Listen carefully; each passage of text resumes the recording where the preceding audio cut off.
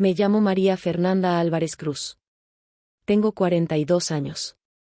Vivo en la Ciudad de México, en un departamento viejo de la colonia Doctores que huele a café quemado y a libro viejo cuando se abre la ventana en la mañana. Soy maestra de secundaria, madre soltera de una hija llamada Lucía, y hace 5 años que firmé un divorcio que me dejó sin algunas certezas y con otras muchas cicatrices que todavía no terminan de cerrar. Ahora, si me ven en el metro o caminando con mi mochila raída, no podrían imaginar la maraña de decisiones, culpas y memorias que cargo cada día. La vida después del divorcio fue como aprender a respirar de nuevo en un cuarto que había estado lleno de humo. Al principio me mareaba, me dolía la cabeza y pensé que nunca recuperaría el olfato. Con el tiempo, la respiración volvió a hacerse natural, aunque las crisis nocturnas y los sobresaltos seguían apareciendo, como visitas indeseadas. Trabajo, pago rentas, hago las tareas escolares de Lucía a la luz de una lámpara que parpadea, y cocino arroz para que el silencio de la noche no nos devore.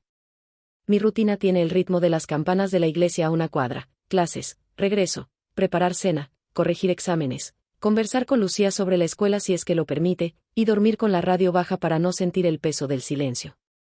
Antes de continuar, si te gustan las historias reales que no buscan complacerte, que duelen y dejan algo por aprender, por favor considera suscribirte. Lo que voy a contar me cuesta decirlo en voz alta, pero tal vez alguien necesite escucharlo. El hombre que me dejó con un sobresalto y que ahora volvió a nuestra vida se llama Eduardo Herrera. Fue mi marido, fue padre de Lucía, y aunque el divorcio lo alejaba legalmente, las reconstrucciones emocionales no entienden de papeles. Durante años fue experto en minimizar, sus chistes en la mesa siempre venían con un filo. Cuando las cosas se rompían, su respuesta era reír y cambiar de tema. Me burló de mi trabajo, de mis decisiones, de mi manera de querer. Me repetía frases que yo misma terminé pensando: exageras, te lo estás inventando, eres intensa. Con el tiempo esas palabras se clavaron y se hicieron un mapa de culpa que yo cargaba a escondidas. Mis padres se separaron cuando yo tenía 11 años, aprendí a no confiar en la permanencia. Mi madre se convirtió en una mujer fría, solemne, experta en controlar la narrativa familiar, y mi hermano mayor arruinó una y otra vez lazos por dinero y orgullo.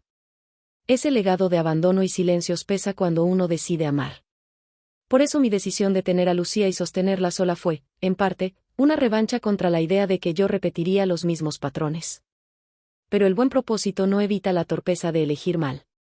Elegí a Eduardo porque me sedujo un deseo de normalidad, casa con rejas, sonrisa en la foto del seguro, promesas de ser el hombre práctico.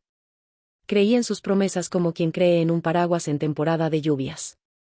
Hasta que la lluvia se vuelve talco fino que se cuela por todas partes. En los últimos meses, Eduardo volvió con mensajes esporádicos, invitaciones cordiales, una llamada por el cumpleaños de Lucía, flores sin razón, fotos en fiestas. Había, en su voz, una mezcla de nostalgia y despreocupación que me hacía hervir por dentro. Mis amigas me dijeron que lo dejara pasar, que no había nada que ganar con abrir esa puerta otra vez. Pero Lucía lo extrañaba. Ella es sensible, tiene 15 años y una memoria que todavía recuerda sus risas infantiles, su olor a humo de cigarros y colonia barata, la manera en que Eduardo la levantaba para cantar canciones tontas en la cocina. Había una frágil esperanza de construir una convivencia que Lucía pudiera aceptar sin heridas nuevas. La invitación a cenar llegó por WhatsApp. Eduardo proponía que nos viéramos en casa de mi madre. Será algo tranquilo, solo para ver cómo están ustedes, escribió. Mi madre, siempre calculadora, aceptó la suposición de normalidad con una sonrisa que no alcanzaba a sus ojos. Ella quería, secretamente, recuperar esa ilusión de familia completa para las fiestas de fin de año. Yo quería, con permiso y miedo a la vez, ver la reacción de Lucía. Dije que sí para no cerrar puertas, porque una parte de mí seguía creyendo en la posibilidad de reconciliación, o al menos en la posibilidad de decir las cosas en voz alta. La noche que nos encontramos estaba húmeda, la lluvia había parado hacía poco y la ciudad olía a asfalto caliente y a pan recién hecho en la panadería de la esquina. En la casa de mi madre, las cortinas gruesas atrapaban las voces, la lámpara del comedor proyectaba sombras largas sobre la mesa donde mi abuela había servido tantas historias. El mantel tenía manchas de cafés viejos, la vajilla era la de siempre, con pequeñas chips en los bordes. Entré con Lucía, y sentí que el cuerpo me pedía una explicación que no había preparado. Antes de sentarnos, vi a Eduardo, la camisa arrugada, la barba de 2 días, esa sonrisa que se cree franca y que yo conocía demasiado bien. Él me lanzó un beso con la boca y un gesto de despreocupación que olía a teatro. Comenzamos con una cortesía, Intercambiamos banalidades y mi madre, con el control que le sobra, empezó a acomodar las copas. La conversación fue como un péndulo, temas superficiales que se balanceaban, y de pronto una frase de Eduardo que hizo sentir como un vaso de vidrio se rompía en mi estómago. Fue tan rápido, un comentario en voz alta, una risa dirigida, como si probara una astilla en mi carne para ver si todavía sangraba. En ese momento, antes de que la primera carcajada hiriente cayera en la mesa, Lucía empezó a cerrarse. Sus manos, que hasta entonces jugaban con una servilleta, se apretaron. Sus ojos estaban más grandes de lo habitual. No supe si saldría en defensa mía, o si preferiría ignorarlo.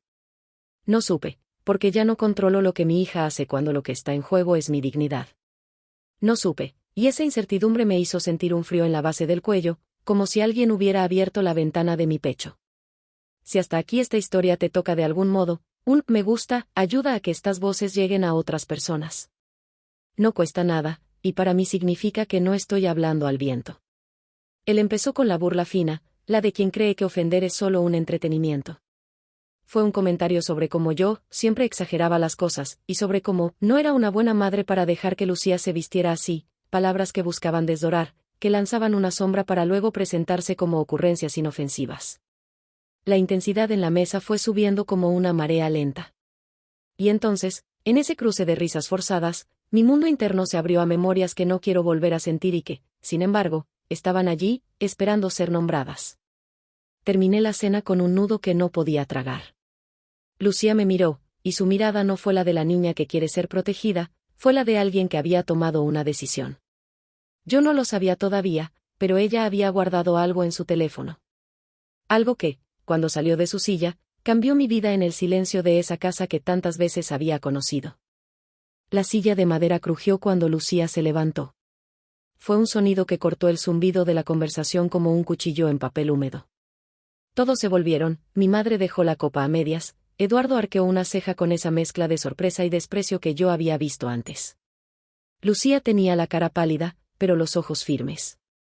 Había una determinación en su postura que me hizo pensar en las historias que mi abuela contaba de mujeres que habían recogido su dignidad como si recogieran granos de maíz en la cosecha, con manos ásperas pero decididas.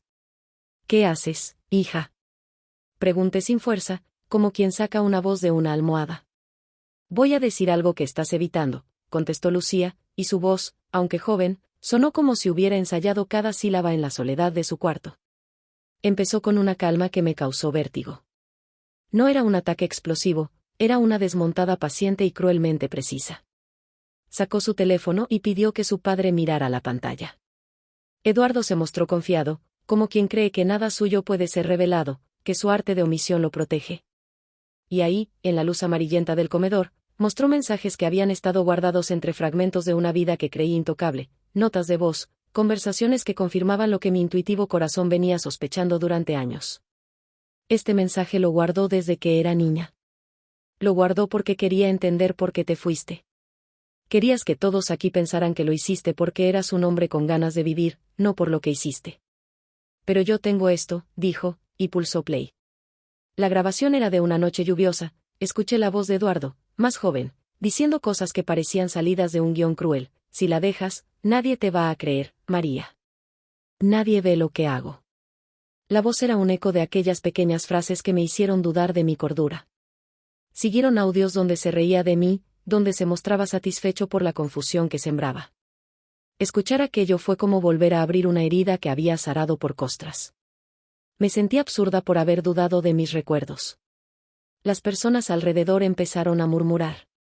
Mi madre se encendió, no de indignación por mí, sino por sentir que el control de la narrativa se le escapaba. Mi hermano, desde la esquina, frunció el ceño pero no dijo palabra, él siempre había preferido la neutralidad cuando había que tomar partido. Eduardo trató de contestar con sarcasmo, con esa ironía que usaba como escudo. Lucía, no entiendo qué te parece malo. Fue hace años. Todos cometemos errores. ¿Errores? Replicó mi hija con la calma partida a golpes. Echar a tu familia, dejarla sin explicación, hacerla sentir que su voz no cuenta es un error. Mamá nunca exageró. Mamá buscó explicaciones y nadie la oyó porque tú hablaste más fuerte. Las palabras de Lucía comprimieron el aire en la sala.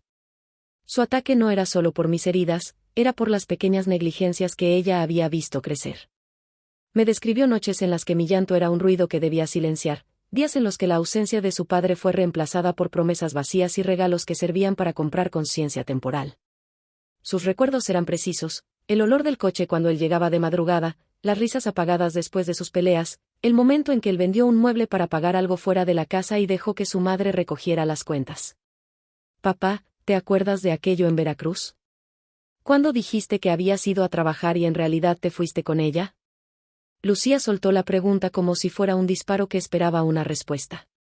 El silencio se hizo más pesado. Eduardo intentó hacer el ademán de negar, pero su voz flaqueó. De pronto, Lucía sacó algo más: fotografías que puso sobre la mesa. Eran de un lugar que yo reconocí por la cadencia de su verano, una playa donde habíamos ido en un verano con la familia de mi madre y donde, años después, Eduardo había ido con otra mujer.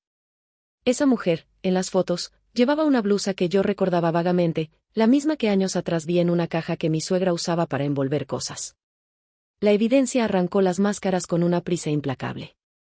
A continuación, Lucía nombró fechas, conversaciones y extractos bancarios que ella misma había recopilado en secreto. Era impresionante: números de depósitos, transferencias, gastos que indicaban que Eduardo había utilizado recursos que yo creía destinados a nosotros para otra vida. Lo que me dolió más no fue el dinero, aunque eso dejó a Lucía y a mí con días de alimento más ajustados. Lo que me rompía era el modo en que había pretendido que su ausencia no significaba abandono, sino una aventura digna que merecía respeto.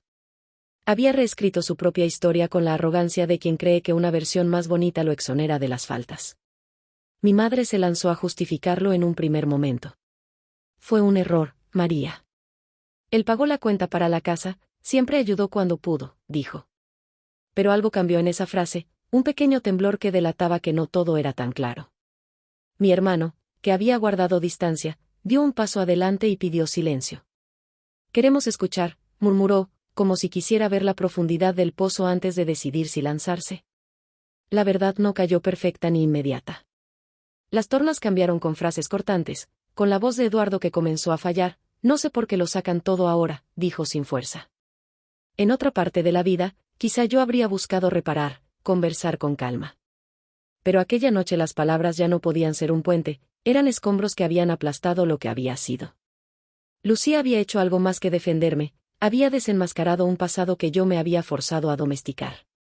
En medio del estruendo de acusaciones, alguien tocó la ventana. La lluvia había vuelto a empezar, fina y persistente, y el picoteo del agua contra el cristal parecía remarcar cada frase como si estuviera tomando nota. Sentí que mi cuerpo se desperfilaba, mis manos temblaban y el gusto del café en mi boca se volvió hierro. No puedo describir bien la sensación de verlo ahí, con la cara que había tenido el día que dijo que se iba, una mezcla de alivio por haber huido y desprecio por dejar. Un silencio profundo se instaló después de la última evidencia. No hubo un aplauso, no hubo una inmediata vindicación, lo que siguió fue la constatación de que las estructuras de nuestra familia se habían corroído por dentro. Eduardo se quedó sin palabras, no por falta de lengua, sino por falta de argumento. Su habitual escudo de humor había sido arrojado al fuego. Vi en él algo que no había visto antes, la vulnerabilidad del que fue descubierto. Si te ha impresionado este momento, cuéntamelo en los comentarios. ¿Alguna vez alguien te defendió en público y cambió todo para bien o para mal? Me interesa leer esas historias, las recojo con cuidado. Mi madre, con una mezcla de rabia y vergüenza, pidió que la conversación continuara en otra habitación. Eduardo salió, no con la dignidad del que se marcha con la frente alta, sino con la de quien nunca pensó que sus omisiones tendrían consecuencias. Lo último que escuché, antes de que la puerta se cerrara, fue su voz, pequeña, intentando reparar: María, tú sabes que te quiero, y luego un portazo que se sintió como un juicio. Esa noche, cuando todo quedó en silencio, mi hija y yo nos miramos y hubo una paz extraña, no la paz de la reconciliación, sino la paz de la honestidad. Lucía había decidido que su defensa no sería una rabieta adolescente, fue una cruzada por la verdad. Y en esa verdad, aunque dolorosa, hallé un comienzo nuevo para respirar. Los días que siguieron a aquella cena fueron una pendiente de emociones que no sabía si subir o dejar rodar. La casa de mi madre se convirtió en campo de batalla y tribunal a la vez. Algunos familiares tomaron partido por Eduardo, otros por nosotras, y la familia, esa maquinaria arcaica, crujió en direcciones inesperadas. Las redes sociales empezaron a moverse con murmullos: y mi teléfono sonó sin parar con voces amigas que querían saber si estábamos bien. Para mí, la paz era una palabra que ahora pesaba como una R en la garganta. Las conversaciones con mi hija habían cambiado. Ella se volvió más madura, no en un sentido forzado, sino porque la verdad que largó esa noche la hizo crecer. Empezó a acompañarme, a traerme café a la mañana, a distraerme con preguntas sobre mis clases. Pero también era evidente que la valentía que mostró tenía un costo, la noche no podía borrarse tan fácil, los miedos volvieron envueltos en nuevas formas. Leí en sus ojos algo que solo conoces cuando has visto de cerca a alguien que ha confrontado a un monstruo familiar, la mezcla de triunfo y tristeza. Mi madre se mantuvo en una postura defensiva por días, como quien cuida la última pieza de orgullo. Al final, sin embargo, la historia del dinero y las transferencias empezó a abrir brechas que ella no podía negar. Las cuentas mostraban una administración de recursos que yo no había supervisado y una red de complacencias que mi propia familia había mantenido. Me enfrenté a la realidad de que no solo había sido traicionada por Eduardo, sino también, en cierta medida, por quienes contribuyeron a maquillar su culpa. Fue una sensación doblemente dolorosa, la traición de un amor y la traición silenciosa de un clan que prioriza la apariencia sobre la verdad. Eduardo intentó, durante semanas, negociar el retorno. Mandó mensajes a Lucía diciéndole que había sido un malentendido, a mí, me envió cartas por la puerta, hojas con frases cortas que intentaban reescribir su historia con fórmulas de arrepentimiento performativo, lo siento, cometí errores, puedo cambiar. Yo guardé las cartas como quien guarda relámpagos, los miras, los reconoces, pero no quieres tocarlos. El conflicto intensificó una vieja herida, mis dificultades económicas y los problemas que enfrenté como madre soltera. Descubrí, una vez más, que decir la verdad tiene un precio que no se mide en facturas únicamente. El tiempo que dediqué a recoger pruebas, a conversar con amistades que podían apoyar, y a poner límites, fue tiempo que me faltó para descansar, para recuperarme. Pero también, y esto fue inesperado y clarificador, me encontré con voces solidarias que me ayudaron a sostener la cruzada, una colega del trabajo que me prestó dinero para arreglar la lavadora cuando la factura vino, la vecina que me cuidó a Lucía en un sábado en que tuve que acudir a una cita legal. Esas manos anónimas me enseñaron que la comunidad existe cuando se necesita. Tenía miedo. Tenía miedo de las represalias, de que Eduardo pudiera intentar algo más que palabras, de que los silencios que me habían protegido se volvieran trampas. Por eso empecé a ir a terapia. Al principio dudé, porque admitir que uno necesita ayuda implica ir a contracorriente de la idea de la mujer que debe poder con todo. Pero hablar, decir en voz alta las noches en las que temblaba, fue como sacar piedras de la mochila, una por una, y sin esfuerzo mágico, el peso comenzó a cambiar. En la terapia, me enfrenté a lo que había aprendido desde niña, que el abandono no es solo la ausencia física, sino la aceptación de una narrativa que te hace responsable de la culpa del otro. Con la terapeuta, rompimos muchas frases que llevaban años pegadas, si me hubiese esforzado más. Si hubiera sido más paciente. Con cada sesión, reconstruía mi historia y la ponía al lado de los hechos, muchas veces la versión que me hacían cargar como propia no coincidía con la realidad. Y en ese trabajo de reconstrucción, Lucía participó con su propia terapia adolescente, porque las batallas que ella libró no eran menores. En el colegio, la noticia se movió con la lentitud y la crueldad de los rumores. Algunos padres me miraban con lástima, otros con reservas. Tuve que aprender a sonreír sin afirmar ni negar, aprendí a poner límites a las preguntas. En la escuela, cuando los alumnos notaron que algo cambiaba en mi vida, algunos se acercaron con historias parecidas, otros guardaron silencio. Hubo una alumna que me abrazó en el pasillo sin decir nada y me dio fuerzas. Fue un recordatorio simple y tierno, el impacto de lo que viví no era solo mío, resonaba en pequeñas ondas que tocaban a otras vidas. Mi madre, finalmente, tuvo una conversación conmigo que me dejó sin aire. Me dijo en voz baja, con el llanto conteniéndose como si se tratara de no romper algo tangible, siempre lo quise ver bien, María. Creí que si lo protegía, la familia estaba a salvo. Fue esa frase la que me mostró el tamaño del patrón, la protección no puede ser cómplice. Yo la miré y, por primera vez en años, la sentí frágil, exhausta de fingir certezas. No hubo gritos, hubo dos mujeres que, con el mismo linaje, intentaban entender cómo habían reparado tanto falsamente. Eduardo, por su parte, comenzó a perder aplausos. Algunos amigos intentaron defenderlo, pero ante la evidencia la mayoría cayó. Con eso, perdió la máscara que se le había vuelto cómoda, la del hombre libre de consecuencias.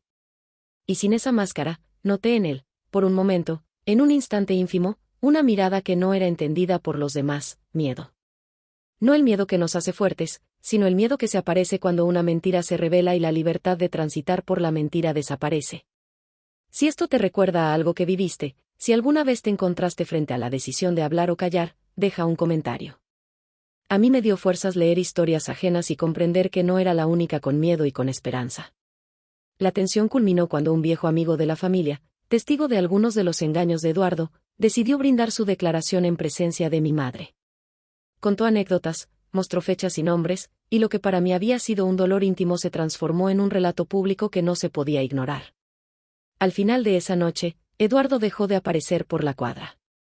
Dicen que se fue a otro estado, que reinventó su vida lejos de los ojos que ya lo conocían. Tal vez fue huir, tal vez fue darse cuenta de que las consecuencias le habían alcanzado. Para nosotras, fue el primer respiro en meses. Pero la calma que vino fue compleja. No era la calma del cierre, sino la calma del trabajo que queda por hacer, reconstruir confianza, sanar heridas, educar a Lucía para que no cargue con la culpa de haber sido valiente. Y en medio de ese trabajo, me encontré aprendiendo a decir no a los impulsos que me habían llevado a elegir mal, a la necesidad de agradar a los que juzgan, a la urgencia de rellenar vacíos con gente que no merece quedarse. Las semanas posteriores fueron un ejercicio constante de poner límites y rearmar redes. Empecé a ordenar papeles, a revisar cuentas, a hablar con abogados amigos para entender qué derechos tenía frente a lo que había sucedido. No busqué venganza, busqué orden, porque la verdad que Lucía había sacado a la luz pedía una reparación práctica, no solo emocional. Hubo reuniones con bancos, aclaraciones con proveedores y viajes a oficinas donde la burocracia te hace sentir pequeña y te obliga a repetir tu historia una y otra vez. Fue agotador, pero necesario. A nivel personal, la terapia me dio herramientas para no volver a aceptar el lenguaje del menosprecio. Aprendí a detectar las microagresiones y ponerles nombre: gaslighting, minimización, culpabilización. Esa puntuación en mi vida fue crucial. Sin palabras para nombrar, los daños se vuelven difusos, y contra lo difuso no hay defensa. Comencé a practicar frases como: no me hables así, eso me duele, no acepto que me humilles. Son frases cortas y directas, pero fueron las que me devolvieron la posibilidad de existir en voz alta. Lucía, por su parte, volvió a encontrar su centro. Se sumergió en el arte, dibujó, pintó, escribió, y encontró en la creación una manera de procesar el ruido. Empezó a ensayar teatro en el Centro Cultural del barrio y allí conoció a un grupo de jóvenes con historias que resonaban con la suya. Verla ocupando un escenario con la seguridad de quien ha reclamado su parte de la historia me hizo comprender que la valentía no es siempre una explosión, a veces es un trabajo cotidiano de pasos pequeños. Mi relación con mi madre cambió.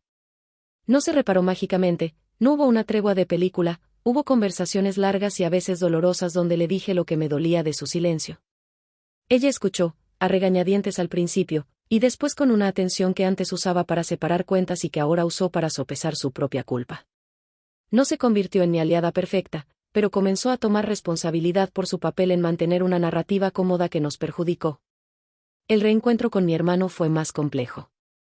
Él, que había preferido mirar hacia otro lado, tuvo que enfrentarse a su propio ego. Lo que me quedó claro es que las familias no se rompen en un solo golpe, las grietas aparecen lentamente. La fragilidad de los lazos me forzó a elegir: o guardaba rencor y crecía amargada, o buscaba una forma distinta de relacionarme. Elegí distancia con límites, no indiferencia total.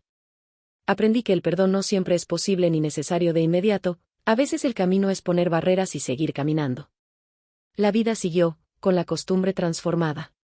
Las noches eran más tranquilas, porque la amenaza que había sobre nuestras puertas se volvió más lejana. Las mañanas eran una mezcla de deber y de pequeñas libertades recién descubiertas. Sentí un nuevo coraje para educar a mis estudiantes sobre lo que significa poner límites y respetar a otros, para que no repitieran los guiones de violencia sutil que yo había aprendido a normalizar. Aparecieron desafíos imprevistos, amigos que antes me llamaban dejaron de hacerlo, como si yo fuera un recuerdo incómodo que preferían no revivir. Algunas clases tuvieron que reacomodarse, y hubo momentos en los que pensé que la fuerza para seguir no alcanzaría. Pero también aparecieron manos nuevas, mujeres que me escribían para agradecer, jóvenes que contaban cómo sus vidas habían cambiado después de escuchar lo que me pasó. Esa respuesta me dio una cartera de sentido. Mi experiencia, aunque dolorosa, tenía la posibilidad de servir para otros. Uno de los episodios más duros fue cuando supe que Eduardo había intentado, en algún momento, presentar una versión de los hechos a terceras personas, que yo era la desequilibrada, que inventaba, que exageraba. Saber que alguien intentaba reescribir la verdad por su beneficio fue un golpe.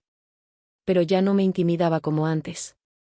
Había construido defensas más sólidas, pruebas, testigos, y sobre todo, la voz de Lucía, que no se prestó a ninguna tergiversación. En una sesión de terapia, la terapeuta me preguntó, ¿qué necesitas para sentirte en paz ahora? Fue una pregunta simple y directa que me derretía por dentro. Respondí con honestidad, necesito que mis miedos dejen de decidir por mí. Y en esa respuesta descubrí que la paz no es un lugar donde se llega con un aplauso, sino una práctica diaria de devolver la palabra a quien corresponde. Las lecciones se fueron hilando. Aprendí que el amor no es excusa para tolerar humillación, que los hijos merecen padres que estén presentes de verdad, que la comunidad puede sanar lo que la familia a veces agranda. Aprendí a pedir ayuda y a aceptar que la reconstrucción no es una carga que debo llevar sola. Y, quizás lo más importante, entendí que el acto valiente de una hija en una mesa puede quebrar una historia que parecía inamovible. Si esto te ha parecido cercano o te ha hecho sentir algo, comparte esta historia. Muchas personas necesitan saber que no están solas en sus heridas. Y si tienes una experiencia similar, escríbela abajo, te leo. Las sombras que vino dejando aquella noche no desaparecieron por arte de magia, pero lentamente mi casa, mi departamento con ventanas al asfalto caliente, volvió a ser un lugar donde reír no se sintiera atrevido. Empecé a tender ropa con más lentitud, a dejar que el viento se llevara los olores viejos. Lucía y yo inventamos nuevas rutinas, domingos de película, caminatas hasta la plaza, conversaciones largas antes de dormir en las que ella me contaba sus sueños sin miedo a que yo los juzgara. Aprendimos a negociar la cotidianeidad con una ternura que había sido golpeada pero no extinguida. Hubo un proceso legal que, aunque no fue una cacería ni una catarsis pública, sí sirvió para poner orden, se aclararon transferencias, se exigieron explicaciones, y aunque no todo se resolvió como en los libros, la verdad quedó registrada en documentos y testimonios. Para mí, eso fue suficiente, no necesitaba ver a Eduardo pagar cada falta con moneda exacta. Necesitaba que la verdad existiera en letras y en fechas, que las omisiones recibieran nombre y que mis miedos dejara de ser la única moneda de cambio. Con Lucía aprendimos otra cosa importante, que la valentía no es la ausencia de miedo sino la decisión de actuar a pesar de él. Ella, que se había levantado aquella noche con la firmeza de quien sabe que una palabra puede cambiarlo todo, se hizo capaz no solo de poner límites a otros, sino de sostener su propia fragilidad. La vimos crecer sin convertir la verdad en arma, sino en herramienta de libertad. En la escuela, mis clases cambiaron. Hablé más sobre comunicación asertiva, sobre señales de abuso emocional, sobre cómo la violencia puede disfrazarse de broma, cariño o indiferencia. Algunos padres se incomodaron, otros me agradecieron con lágrimas. Una vez, una madre me dijo, gracias por abrir esa puerta, ahora sé los nombres que le tengo que poner a lo que me pasa. Esa frase me recordó porque había decidido contar esta historia, no para exhibirme, sino para dar nombres y abrir ventanas donde antes había paredes. Las reconciliaciones no fueron lineales. Mi madre y yo todavía resolvemos una conversación a la vez.